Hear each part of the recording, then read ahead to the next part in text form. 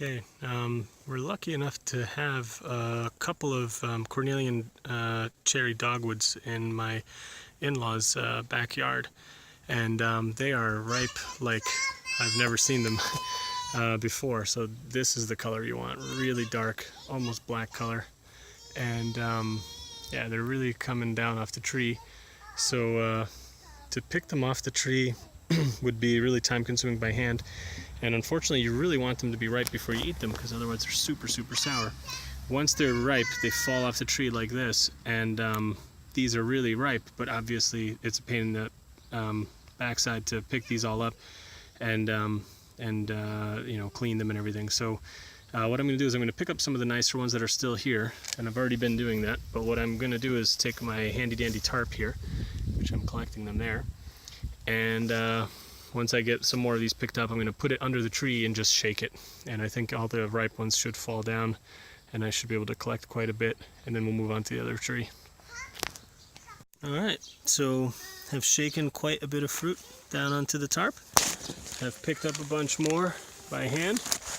I'm going to pick these out as well, put them in here, and I think we're going to end up with at least maybe 2 small jars of jam. Not bad for like 10 minutes worth of work. Just a quick word about any of the fruit that's left on the tree or the ground here. Bearing in mind the principles of permaculture, it's fun to leave some for, you know, the bugs and anything else that comes by to pick these up and eat them, birds or anything else. So let's not be greedy. We can leave some for the other animals that live around us. Alright, so about a half hour worth of work. Got them sorted out with my wife here, and I'm going to wash them out here by the garden faucet. Then I'll do another more thorough washing inside, and we'll start cooking them up. Alright, so I just wanted to share kind of a little technique for getting out these little leaves and grassy bits.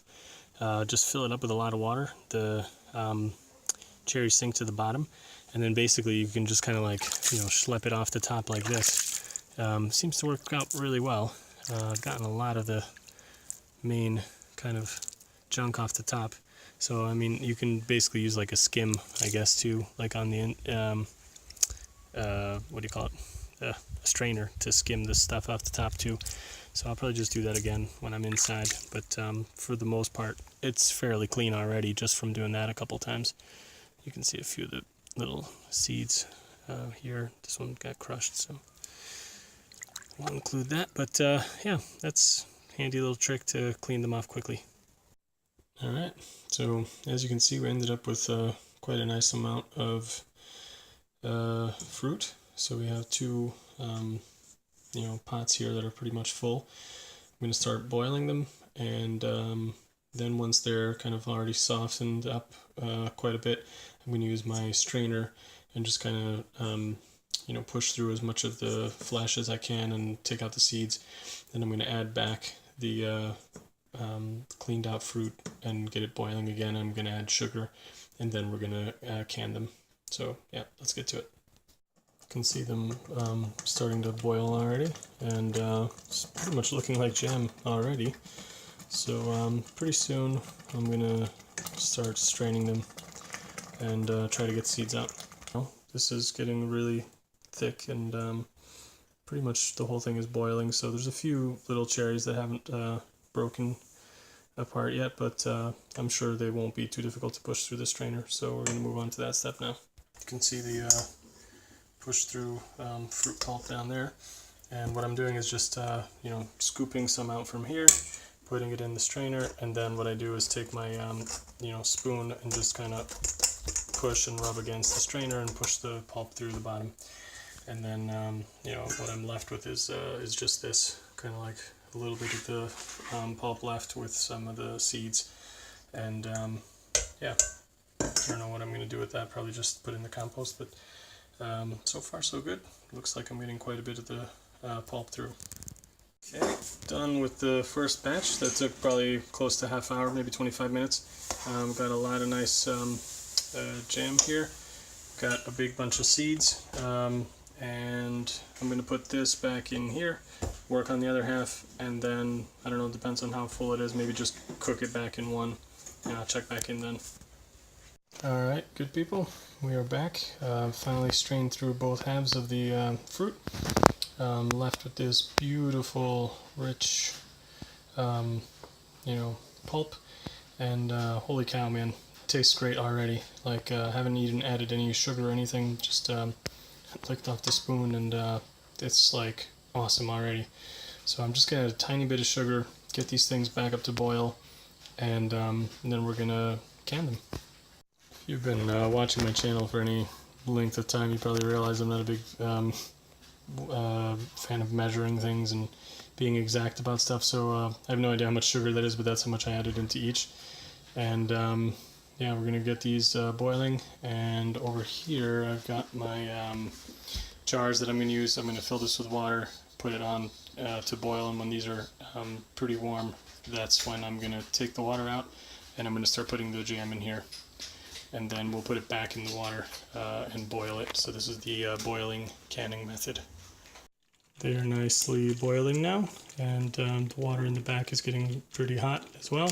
So I'm gonna take this out and take out all the jars, and then start bottling. Alright, so I got the jars out and the caps as well. I think the reason why they say to do it this way is that the hot water softens up the lids as well, so forms a tighter seal. So now I'm going to fill these, and then I'm going to put them back in the water and bring them to a boil. Okay, so I've got everything put into the jars here, bringing this water back up to a boil now. And I had a little bit left over that didn't fit into those jars. It's probably enough for like one small jar.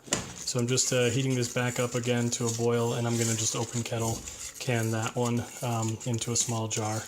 And then I'll just eat this first, and hopefully these will last a lot longer. So anyway, yeah, just a quick couple words about the Cornelian cherry dogwood.